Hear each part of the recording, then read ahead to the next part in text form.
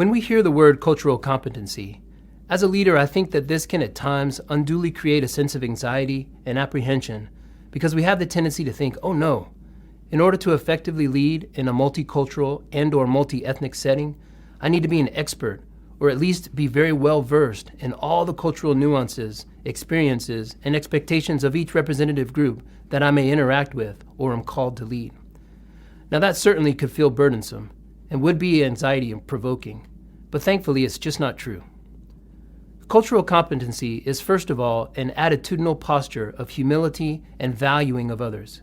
It's understanding and appreciating our differences and varied cultural experiences, realizing how these may influence how we approach issues, how we interact with one another, and ultimately codifies the things that we value.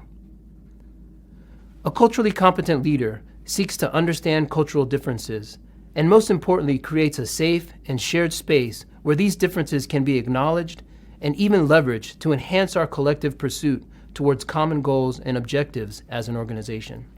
Let me share with you one example from my own clinical practice.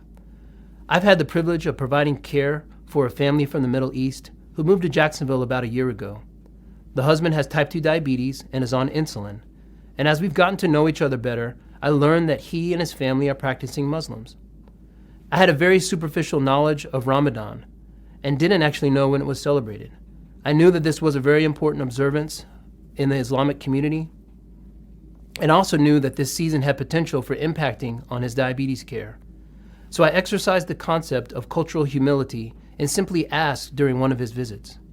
We were able to engage in a very fruitful discussion regarding his diabetes care, insulin adjustments, and how this celebration was experienced differentially even within his own family, between his wife and children. It was certainly a learning experience for me and served to strengthen our doctor-patient relationship.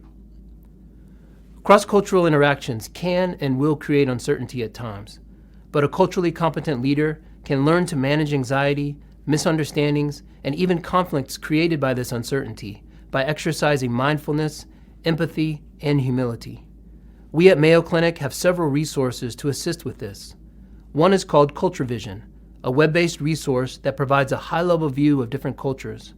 But I think that maybe even a more important exercise for a leader is to make efforts to really get to know their team members from different cultural backgrounds.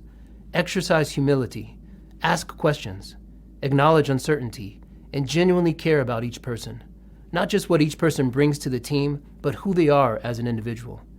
If we try our best to understand before we seek to be understood, I think that can go a long way in advancing our goal towards greater cultural competency.